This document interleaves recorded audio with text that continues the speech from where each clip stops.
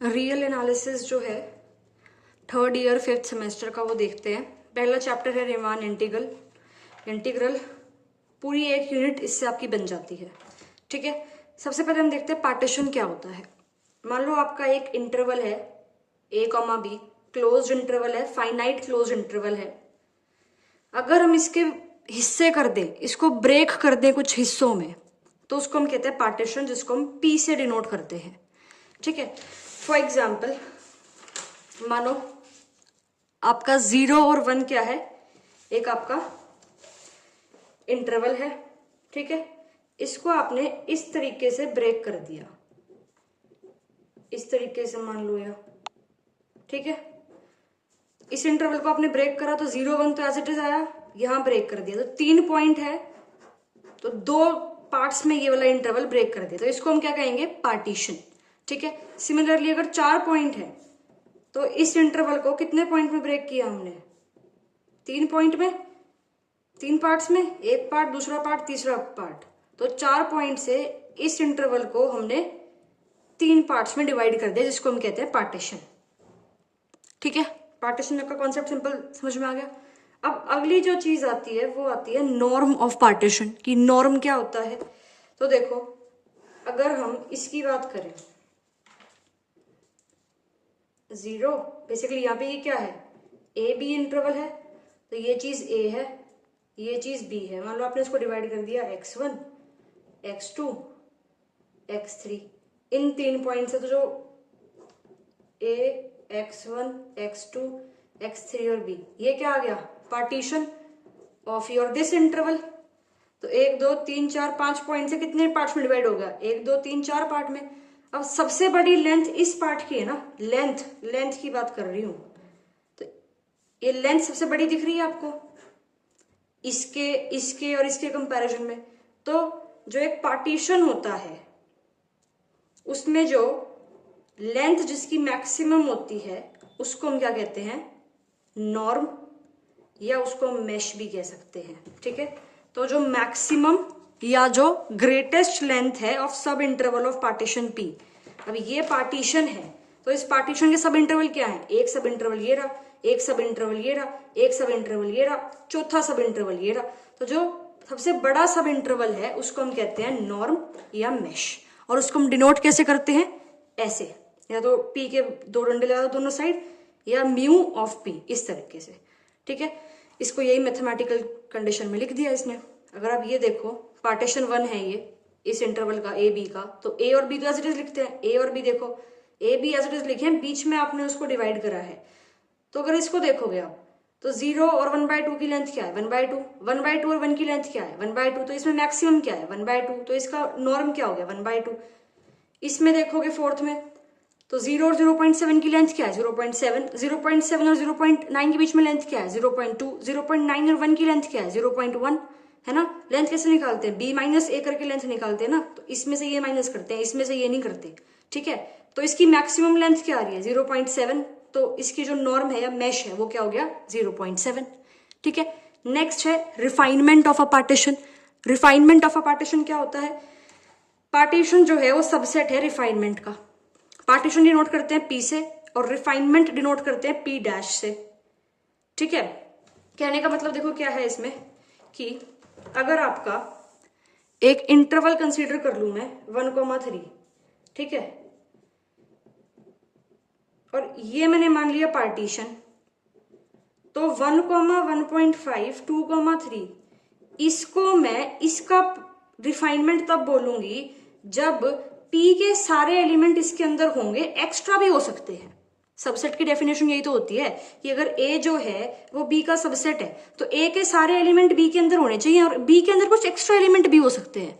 तो सिमिलरली जो B है वो रिफाइनमेंट हो जाएगा इस A पार्टीशन का, अगर ये सिचुएशन फुलफिल, यहाँ पे ये कंडीशन जो है ये फुलफिल हो जाती है तो।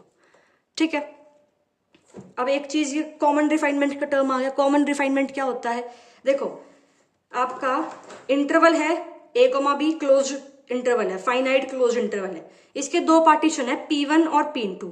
ठीक है, P1 और P2 का हमने यूनियन कर दिया, और उससे एक और पार्टीशन बना दिया P स्टार।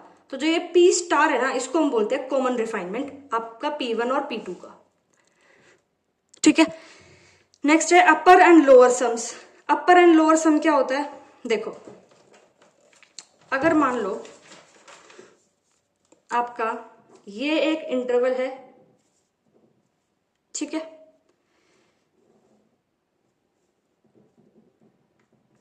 ये पार्टीशन हो गया, ठीक है। इस ए बी इंटरवल पे एक फंक्शन एफ मैं मान रही हूं डिफाइंड है, और ये जो एफ फंक्शन है ये एक रियल वैल्यूड और बाउंडेड फंक्शन है, ठीक है। अगर मैं बोल रही हूं कि भाई एक ए बी इंटरवल है और इस इंटरवल पे एफ फंक्शन डिफाइंड है जो कि रियल वैल्यूड और बाउंडेड फंक्शन है, तो ए बी के जितने भी पार्टीशन होंगे ये फंक्शन एफ उस पे भी तो डिफाइंड होगा, रियल वैल्यूड और बाउंडेड उस पे भी तो होगा, क्योंकि ये जो पार्टीशन है वो यहीं से तो निकल रहे हैं।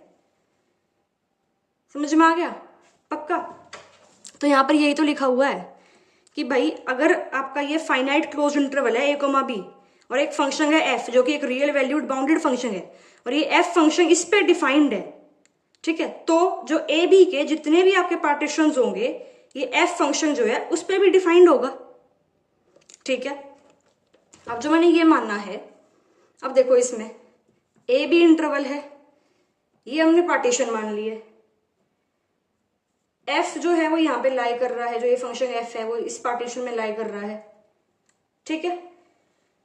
तो इस फंक्शन एफ को हमने बाउंडेड बोला है, यानी कि इसका ग्रेटेस्ट लोअर बाउंड एग्जिस्ट करेगा और इसका अपर लोअर बाउंड भी एग्जिस्ट करेगा, और ग्रेटेस्ट लोअर बाउंड को हमने मान लिया ये और लोएस्ट अपर बाउंड को मान लिया ये और ग्रेटेस्ट लोअर बाउंड को हमने मान लिया ये। सिंपल सी चीज है। अब ये देखो एफ फंक्शन इस इंटरवल में लाई कर रहा है, इस पार्टीशन में लाई कर रहा है एफ, तो लोअर बाउंड कहीं ना कहीं यहां आएगा ना, ग्रेटेस्ट लोअर बाउंड यहीं आएगा कहीं ना कहीं, उसको हमने मान लिया ये। लोएस्ट अपर बाउंड कहीं ना कहीं यहां आएगा, उसको हमने मान लिया ये, ठीक है। सिमिलरली ए और बी जो आपका इंटरवल है, ये जो ए बी इंटरवल है इसका अगर हम बात करते हैं फंक्शन एफ का, अब ये ए बी इंटरवल है, फंक्शन एफ इसके बीच में कहीं लाई कर रहा है क्योंकि एफ डिफाइंड है इस पे भी, इस इंटरवल पे भी, तो इस एफ का अब जो आपका ग्रेटेस्ट लोअर बाउंड होगा वो कहीं ना कहीं यहां एग्जिस्ट करेगा एम, और जो लोअर अपर बाउंड होगा वो कहीं ना कहीं यहां एग्जिस्ट करेगा कैपिटल एम। तो जो ये फंक्शन है यहाँ पे क्या था एम आर, यहाँ पे क्या है कैपिटल एम आर, तो जो ये फंक्शन है किसके बीच में लाई कर रहा है, स्मॉल एम आर और कैपिटल एम आर के बीच में, और जो ये है ये कहाँ लाई कर रहा है, इस कैपिटल एम के, और ये यहाँ कहाँ कर रहा है, इस स्मॉल एम के, ठीक है। तो इतना समझ में आ गया, ठीक है। अब हम देखते हैं अपर सम्स और लोअर सम्स क्या होते हैं, अपर सम्स और लोअर सम्स, ठीक है। अब देखो हमने क्या किया है, ये तो आपको समझ में आ गया, ठीक है। अब आप यहां पे आओ, देखो एम आर क्या था, greatest lower bound, greatest lower bound के साथ आपने उसकी लेंथ मल्टीप्लाई कर दी, ठीक है। लेंथ हमने यही मानी थी ना कि अगर आपका ये एक इंटरवल है x nought is equals to a, x n is equals to b, यहां पर ये एक्स वन ये पार्टीशन कर दिए, एक्स आर माइनस वन ये एक्स आर, इस तरह से अगर पार्टीशन कर दिए तो जो ये लेंथ है ये क्या हो जाएगी एक्स वन माइनस में एक्स नॉट, और ये x one minus x not को हम ये लिखते हैं, ठीक है। समझ में आया इतना, ठीक है।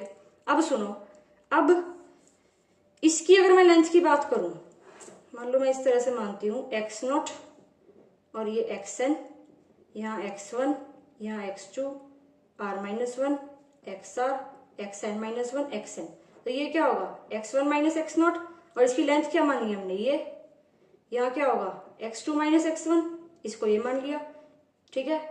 ये क्या होगा एक्स आर माइनस वन, इसको, ठीक है। ये है आपका, ये क्या होगा एक्स एन माइनस वन, ठीक है।